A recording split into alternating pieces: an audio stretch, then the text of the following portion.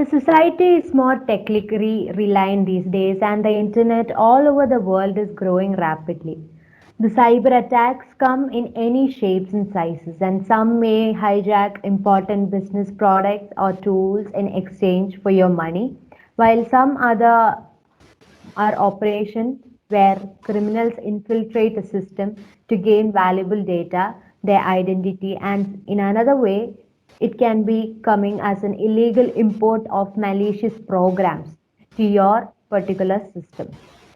So, summing up, anything and anyone can be hacked. No system is safe.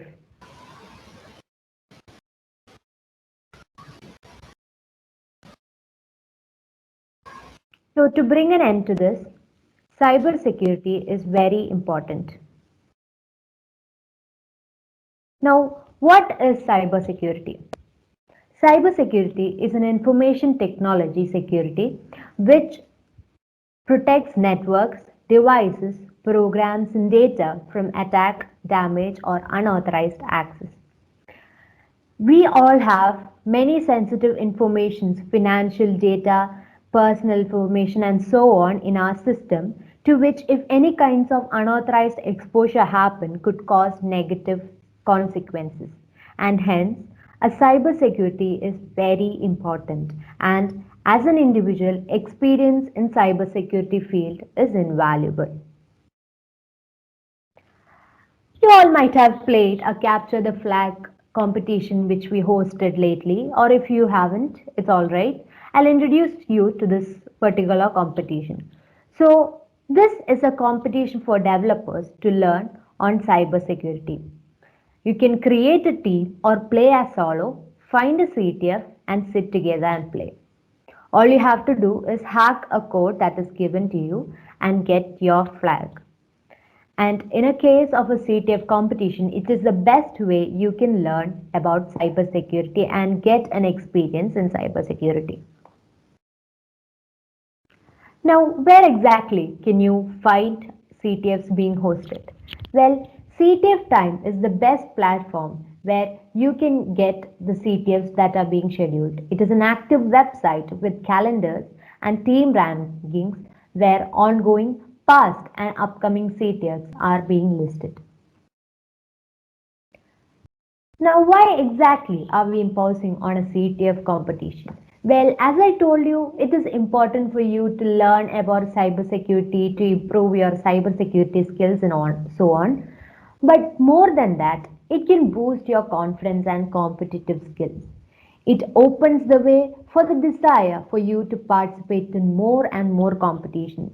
It helps for you to meet and socialize with people that share the same passion as you. It helps in improving your problem solving skills too.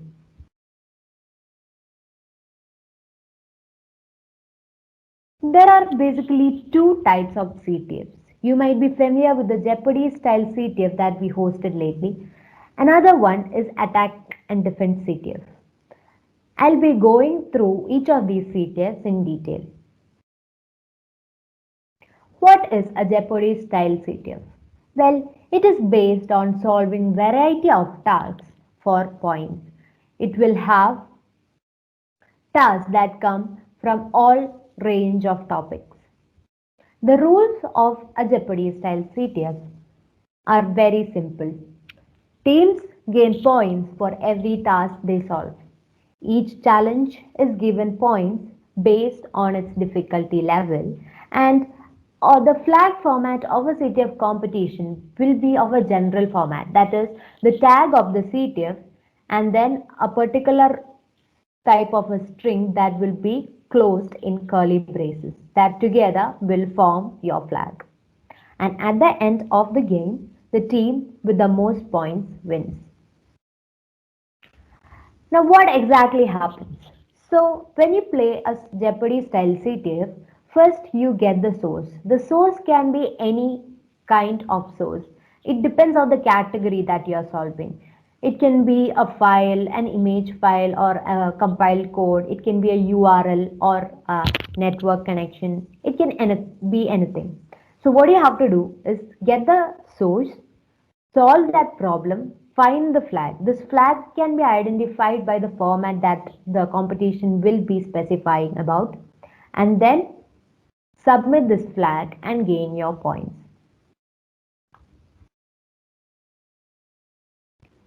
There are mainly 5 types of categories in a Jeopardy style CTF: web exploitation, cryptography, forensics, reverse engineering, and binary exploitation or pawning. We'll be going in detail through each of these categories. Well, you might have heard about the Facebook breach that happened around 2018. It was caused due to the vulnerabilities that allowed the hackers to open a gaping hole to steal personal information. It was due to mainly 3 types of bugs that componented the security flaws in the View As feature in Facebook. Facebook says that overall 50 million users' data were confirmed at risk after attackers exploited the vulnerabilities, and this vulnerability was introduced on the site in 2017. Another issue was the broken authentication attack that had happened recently. A Dutch hacker managed to take over Donald Trump's Twitter account. Well, this happened many years ago too, just before the American election, when 3 hackers managed to collectively retrieve the password and enter Trump's account.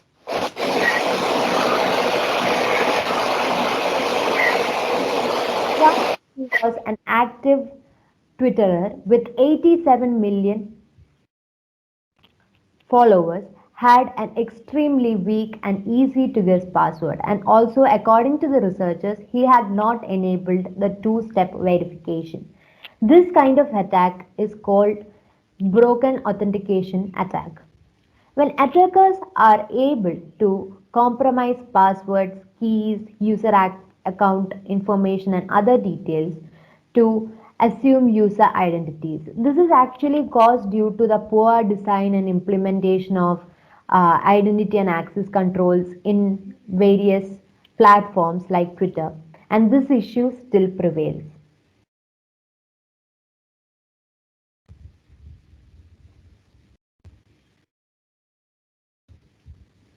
And this is where web exploitation comes into use. Well, these kinds of vulnerabilities are being seen in a web exploitation challenge. Web exploitation is a branch of information security that deals with the security of websites, web applications, and administration. Well, websites all around the world are programmed using various languages, and as you just saw, there are many kinds of vulnerabilities that the developer needs to know about. And this is what you are getting training here. In a CTF competition, a web security challenge comes where the user needs to exploit a bug to gain some kind of high privilege in that challenge. Now let's see few web vulnerabilities that we actually see in our real world. SQL injection vulnerability has been discovered in one of the most popular WordPress plugins. It was installed on over 300,000 websites, which could be exploited by hackers to steal database and possibly hijack the affected site remotely. Another one is a VMware zero-day bug. It was a critical unpatched bug which is causing a command injection vulnerability, and it had affected almost 6 VMware products. Another one is a Cloudbleed. Cloudbleed was discovered on 2017. It is a major security breach from the internet company known as Cloudflare. They leaked user passwords and other potentially very sensitive information to thousands of websites, and this was actually done within 6 months. Cryptography. This is another category in a CTF, Jeopardy kind of a CTF, where it is an art of converting information into an unintelligible form so that no unauthorized person can actually understand it. It is actually used to ensure safe storage of critical data, and cryptography is used to secure messages over messaging apps, phone calls, and emails, and etc. In a CTF point of view, you will be coming across topics like Zoring, Caesar cipher, substitution cipher, RSA, hashing function, etc. Going into the history, well, human beings got organized in tribes and groups and kingdoms and etc. So there came ideas such as power, battle, and politics, and that's when the need of secret communication came up. This roots was found in Roman and Egyptian civilizations, and the earlier Roman method of cryptography was a censorship cipher. You might be familiar with this particular term. Well, to know more about this, I'll be playing you a video from Khan Academy about a Caesar cipher. The first well-known cipher, a substitution cipher, was used by Julius Caesar around 58 BC. It is now referred to as the Caesar cipher. Caesar shifted each letter in his military commands in order to make them appear meaningless should the enemy intercept it. Imagine Alice and Bob decided to communicate using the Caesar cipher. First, they would need to agree in advance on a shift to use, say 3. So to encrypt her message, Alice would need to apply a shift of 3 to each letter in her original message. So A becomes D, D becomes E, C becomes F, and so on. This unreadable or encrypted message is then sent to Bob openly. Then Bob simply subtracts the shift of 3 from each letter in order to read the original message. Incredibly, this basic cipher was used by military leaders for hundreds of years after Caesar. Well, I guess everybody could hear that audio. Well, this is a short description of the Caesar cipher. Now, The first this is actually something that happened long time ago, but that what does it have to do with the digital world? Well, now let's see how exactly is cryptography gonna help in the present time with encryption and decryption with respect to our digital world.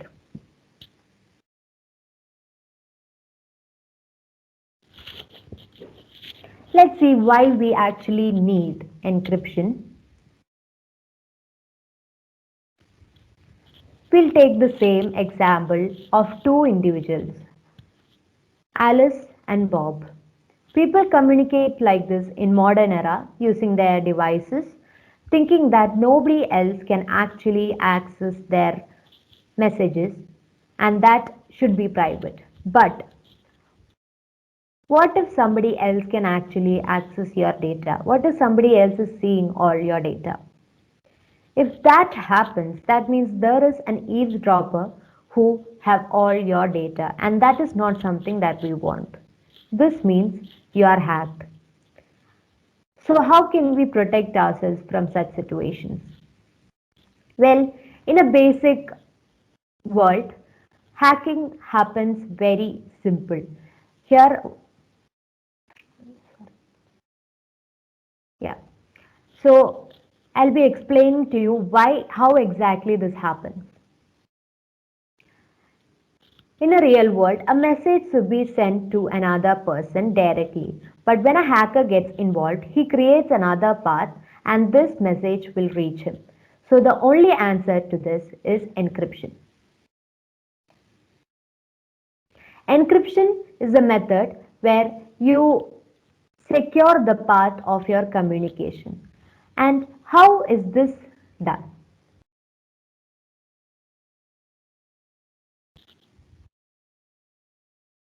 Well, it's very simple. When a message is being sent to another person,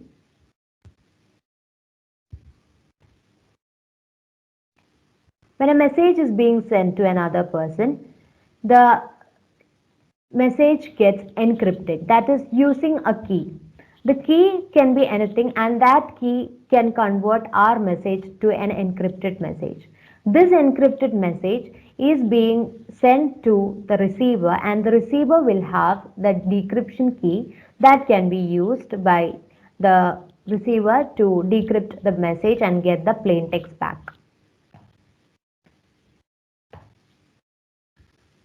Hence, a third person cannot steal your data,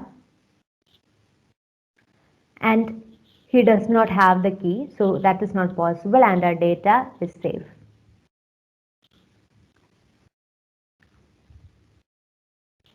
These are some real world applications that you can see. Uh, First one is end-to-end encryption. Here, encryption is done using an algorithm that transforms data into random text with no meaning so that it could be deciphered only by device it is meant for. This encryption data is secured by an encryption key, which unlocks the coded data and turns it back into its original form. Another one is Secure Socket Layer or SSL. It is a public key protocol where it establishes authenticated and encrypted links between network communication so as to secure your credit card transactions. Another one is disk encryption.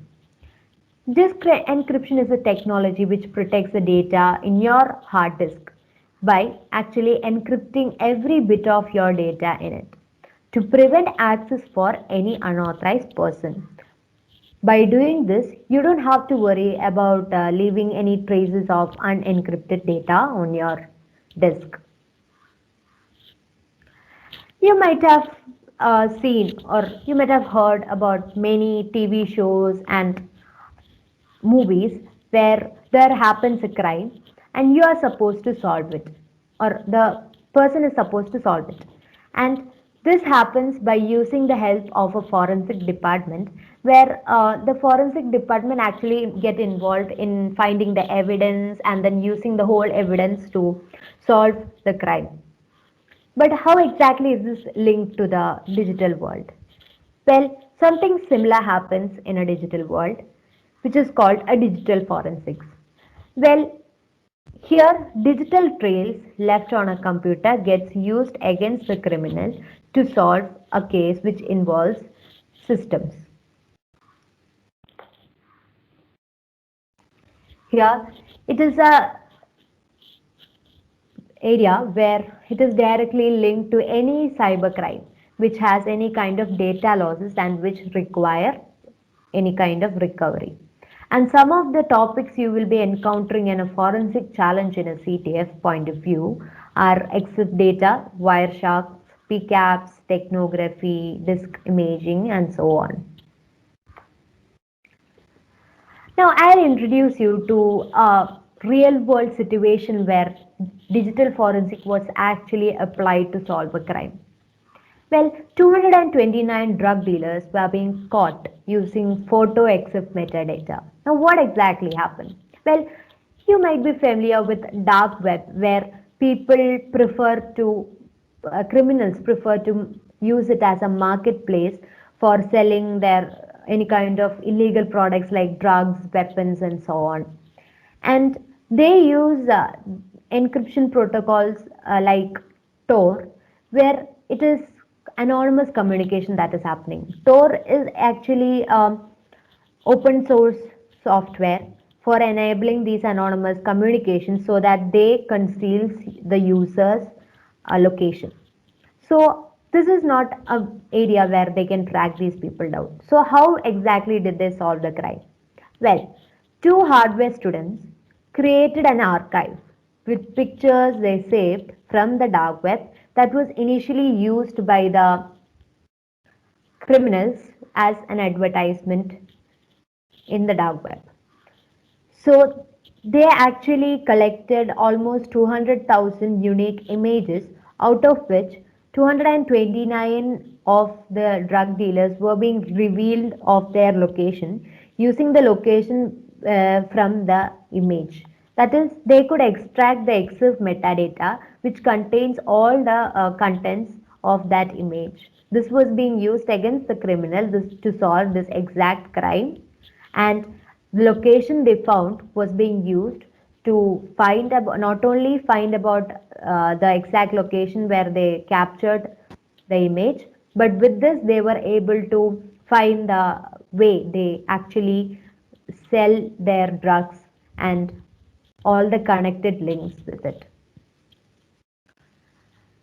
Now, this is not actually a difficult process. Well, anyone can try this, where EXIF or exchangeable image file format is a format where you can actually extract the details of an image. Here I have shown you a simple example of an EXIF tool.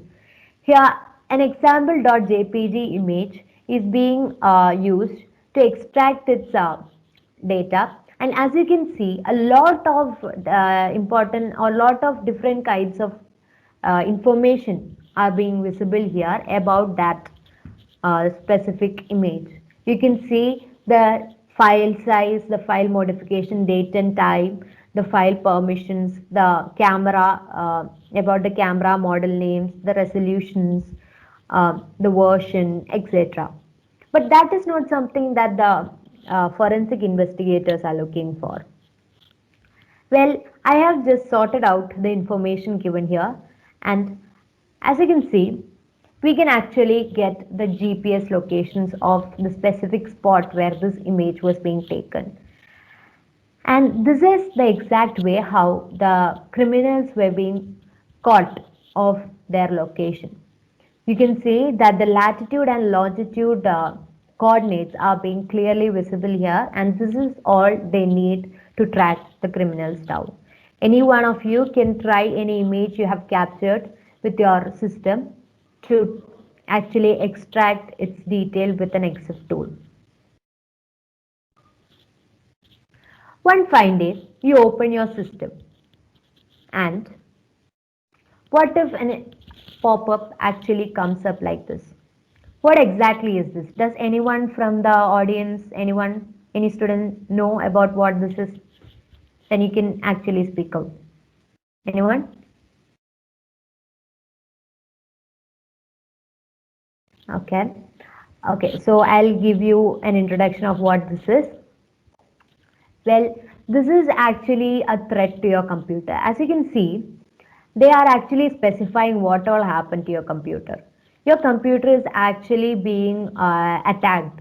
That is, the data you have is being encrypted by this particular uh, whatever this is, and they are asking money in return of your files, and within this given time you have to pay them back. If that doesn't happen, then that means the whole of your data is gonna go loose. So what exactly is this? We should know about this. What exactly is this? How can we treat this? As a person who is into cybersecurity or into technology, they should know what is exactly happening in such situations. Well, this is called malware. Or being in specific, this is WannaCry ransomware attack. Now, before going into detail of this particular attack, let's first look on what exactly a malware is. Well, malware is a cyber attack where malicious softwares, that is where it gets its name, that is malware. Malwares like virus, ransomware, and spyware, which is designed to cause extensive damage to your data and system or to gain any kind of unauthorized access to your network, actually comes into your system. So you can see in the left side, this can be the error message that can be popping up in your system, and without knowing you will just click OK and the whole malware can get installed in your system, and that's so simple. Now, the WannaCry ransomware attack that we just saw, it is a attack that had happened in 2017, where it actually targeted in computers that are running in the Windows operating system, where your data gets encrypted, and then it starts to demand ransom payments in Bitcoin cryptocurrency. And It is considered to be a network worm because it also includes transport kind of a mechanism where it can actually spread itself through the whole system. And almost 200,000 computers were being affected across 150 countries. So you should actually imagine how much problem this can cause. And it had caused the damage of millions to billions of dollars. So why exactly am I talking about this in a CTF introduction? Well, this is where reverse engineering comes into use. Well, reverse engineering is a field where it allows us to analyze malware by using malware samples to understand how they actually infect your computer and devices, the level of threats they pose, and how you can protect your devices from such situations. In a CTF point of view, reverse engineering have three basic steps. One is to take the compiled program that is provided by the uh, organizer. It can also be in the form of some long code that you have to reverse. If it is a compiled program, first you have to convert it into a human readable form, and then you understand each and every functions of that particular program. And then after you understand everything from that program, you find a way to find that flag from that particular program by reversing the whole system. There are mainly three purposes: risk assessment and malware analysis, as I just told you. Another one is complicating softwares. What is exactly happening? That is, a security expert can apply the concept of reverse engineering themselves to understand some newly made softwares hard really deep so that they can make that particular software hard to be hacked by anyone from the outside world. This is just a protective system to fight against cyber attack. Now another kind of an attack, you might have heard about the first ever worm that attacked the internet. Well, it actually took off as a experiment by a student, which actually went wrong. Yeah, that is called a Morris worm. What is a Morris worm? Morris worm, it is a malicious, clever program. It took off as a fun project by a university student called Robert Tappan Morris, hence named after him. It affected the system multiple times and slowed the whole machine. In less than 4 days, the virus was able to damage 60,000 machines, and as it is a worm, it can operate alone. So, in a CTF point of view, a CTF binary exploitation challenge or pawn challenge are like a Morris worm scenario where a binary runs on the server and we have to find out the bugs to spawn a shell. Just like a Morris worm works, that is, a Morris worm actually finds a bug and then it triggers that particular bug. So, in a binary exploitation, it is an art of triggering that vulnerability in a given program and then exploiting it to gain control of a shell or modifying that program's functions.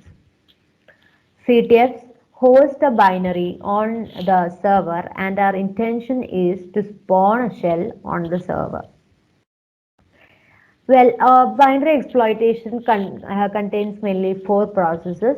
First, you get the problem, find the vulnerability of that problem, connect to that server, and use it to exploit the vulnerabilities to get your flag.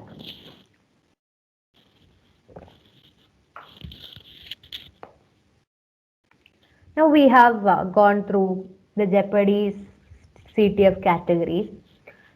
Now next is the attack and defense CTF, which many of you might not be much familiar of. Well, attack and defense CTF is much of a fun way than Jeopardy kind of a CTF. where you are given a vulnerable server or a vuln box. Vuln box contains the game server that stores your flags, and it also contains and runs all the services of the particular competition. All the teams are connected to the same virtual private network, and unlike a Jeopardy CTF, which just involves solving a random problem to get your points, here it is much of a fun way. That is, you have to attack others' system and to defend your own system at the same time.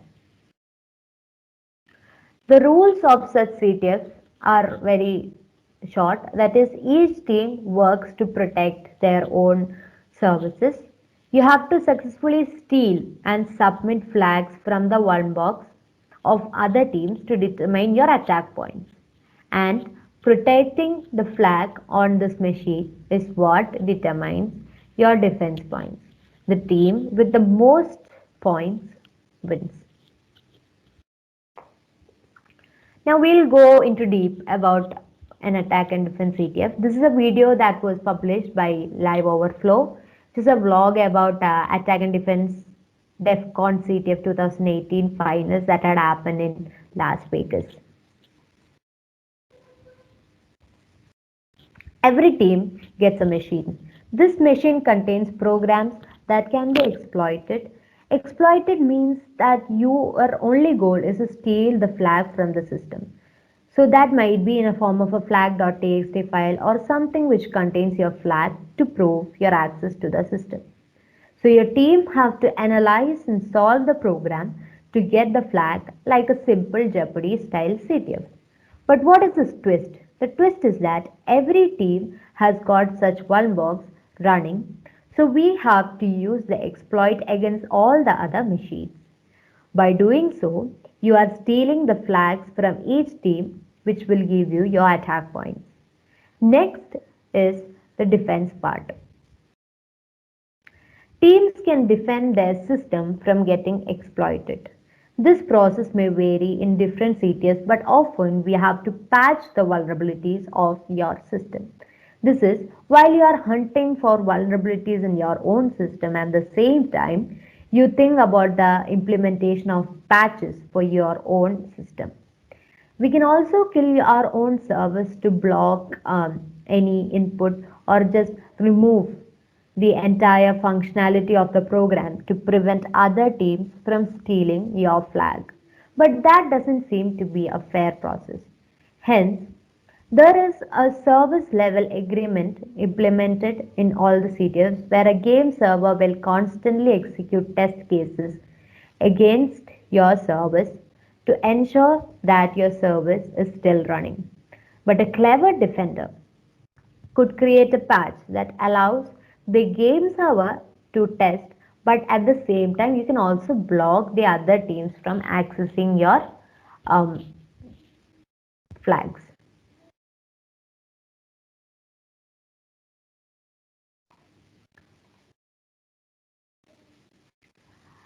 Pico CTF is a beginner friendly CTF that you can use to start with CTFs. It actually happens in every year. It is a free computer security game with originally education content built on Capture the Flag framework.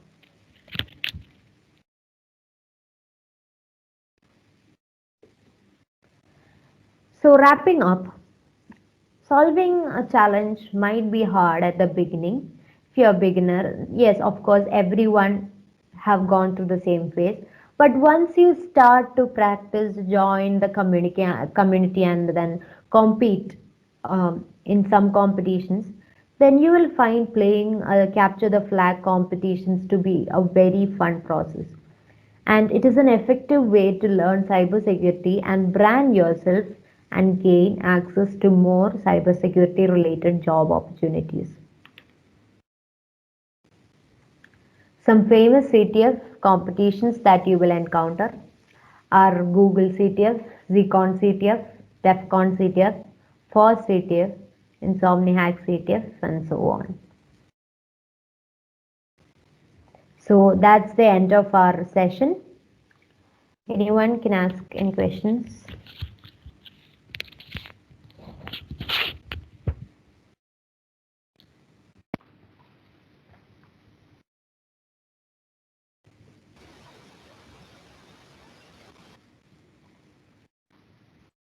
Hello? Yes, thank you, Namita. So, Yeah. yeah, now we'll have a Q&A session. If any of the attendees have any questions to ask related to the session or anything you want to ask with the event or the team, any security questions you have, please ask. Anything related to the particular session you can ask, and if you want to know in detail about some particular um, categories, we will be having training for that in advance. So, uh, yeah.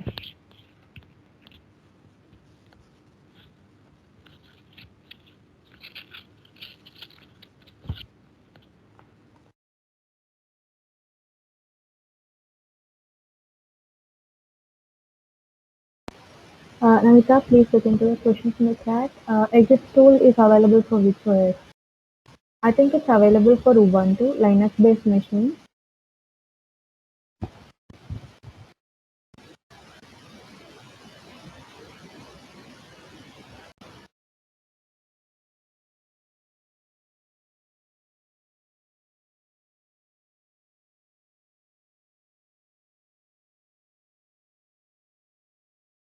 Somebody asked about exif tool. Well, exif tool you can actually we use it in Linux operating system. It can also be, I think it's available in Windows too. So it depends on how you install the particular tool. Yeah.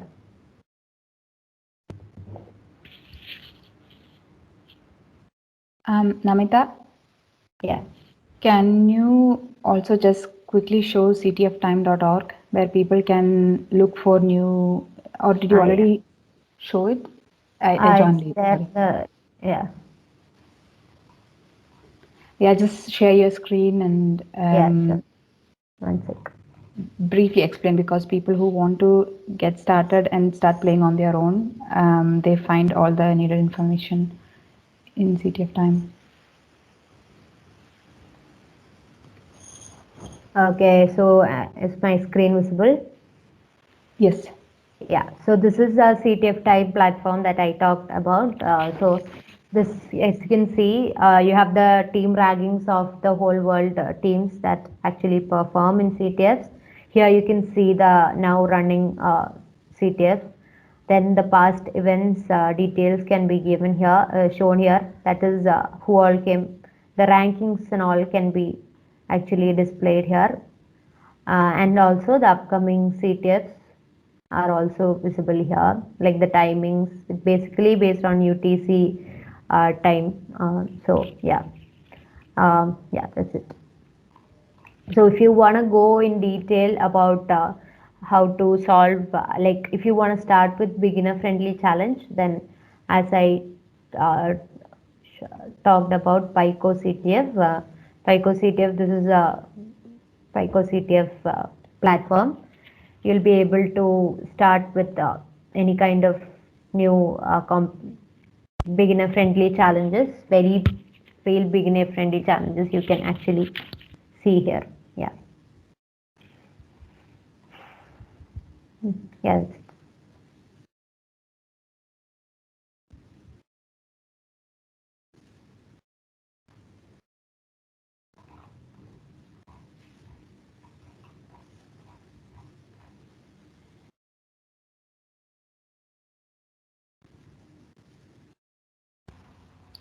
Hello, ma'am. Yeah. Can I ask the question while unmuting? Yeah, sure. So basically, I am on a Windows system, and I was planning to use that system for CTF as well. So, do you recommend me to use like continue using that, or shall I switch to Linux? Well, Linux is a better platform for you to maybe play with, play in any kind of CTS where, yeah, you Windows is fine, but then we recommend the Linux operating system because when it comes to platforms like when it comes to categories like binary exploitation or reverse engineering and so on, or any other category, if we take, it's better to start with Linux, like the basic commands in Linux, and then that's actually very important for you to start with any kind of category in CTF. So yeah, Okay. Okay. Thank you. yeah, go ahead. Just to add to that, you can also just install a virtual machine and have Linux on Yeah, that. that is Also also on Windows, there is WSL, Windows Linux subsystem, where you get all the features of Linux in via a terminal within Windows. So you don't have to switch your host, but you can have Linux on top of it. Yeah, actually, if you have any questions or if you get stuck while doing the setup of your system, just make sure to ask in the Discord channel what exact bug you have or where you are stuck and so on, and we will help you with yeah, building your system, because I can imagine it's such a pain if you have been using only Windows and suddenly switching to Linux, getting started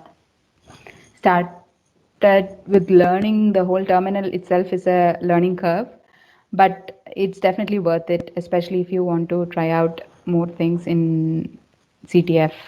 Knowing Linux is certainly important. Okay. Okay. Thank you. I'll make sure to do that.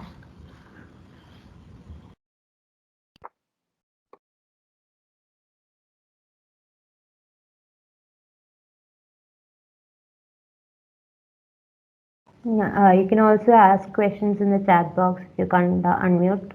It's also fine.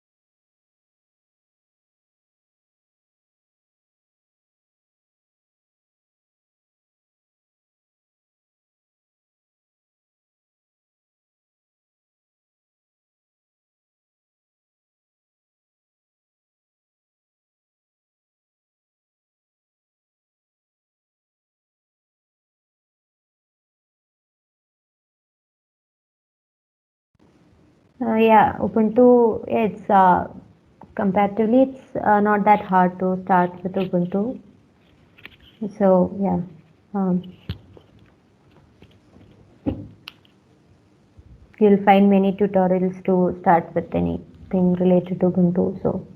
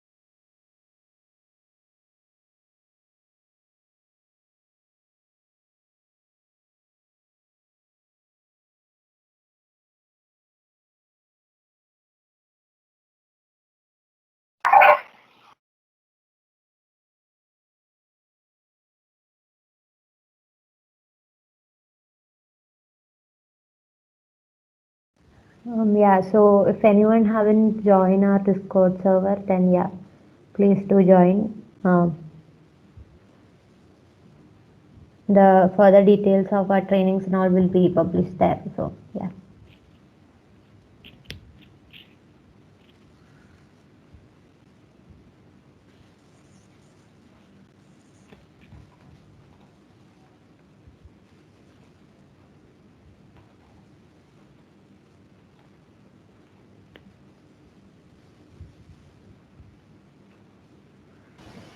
Okay, so it's Ruchita's question. I think CC configuration starts with more questions.